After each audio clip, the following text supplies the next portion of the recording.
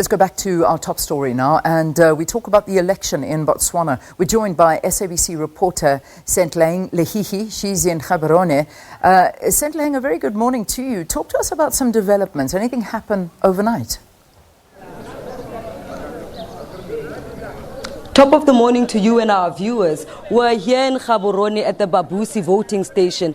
Last night we saw the last bit of rallying by different political parties just to ensure that they, try to canvass as many supporters as they can ahead of voting stations being opened this morning at 6:30. Upon arriving here at the SABC voting station, we arrived here at about 5 o'clock. We had found that the lines had already built up, some of them saying that they'd arrived here as early as 2 a.m. to ensure that they are first in line to cast their all-important vote. They've explained to us that paramount to them voting here is the need for better services and better living conditions. They've explained to us as well that they've ensured that their vote is going to make a difference and participate in this democratic process to ensure that they too make a difference in bringing in the 12th administration. If I can request my colleague, Mr. Fanny Moses, to actually pen to my right, you'll see the build-up of the line that I've been referring to. It's been like this since early morning from 2 a.m. We've seen these people lined up. There's hundreds of them, counting just over 200 of them waiting to cast their votes.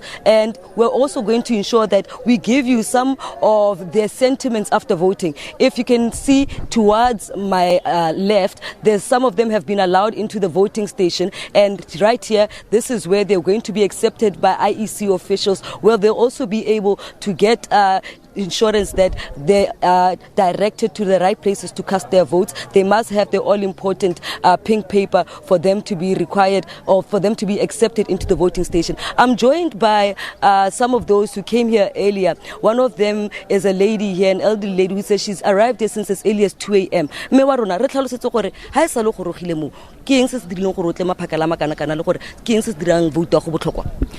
Ke sale ke tile ha phakela ka 2 o'clock e le gore mathata ke tshaba letsatsi tota ke tisa tlhopho ya me ke yone e ta ntisetsang gore mente o ke mmatang ke sale mo lehatshe la rona ga re tshele sentle ya no re tlo go tlhopha gore e tla re sena go tlhopha diphetogo di ite ya ne ke sone se o bonang re tsogile phakela ka bo 2 re mo di lining.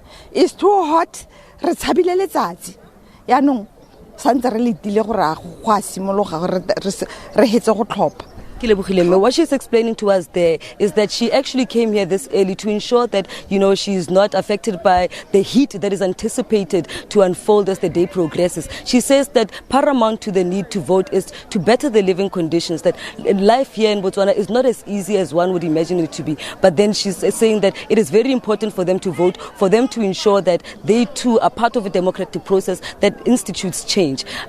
Furthermore, we're also joined by youth who've also come here in their numbers. Can you tell us, my sister, why is it so important as a member of the youth to be here and cast your vote? Actually, as a citizen, I have the right of voting.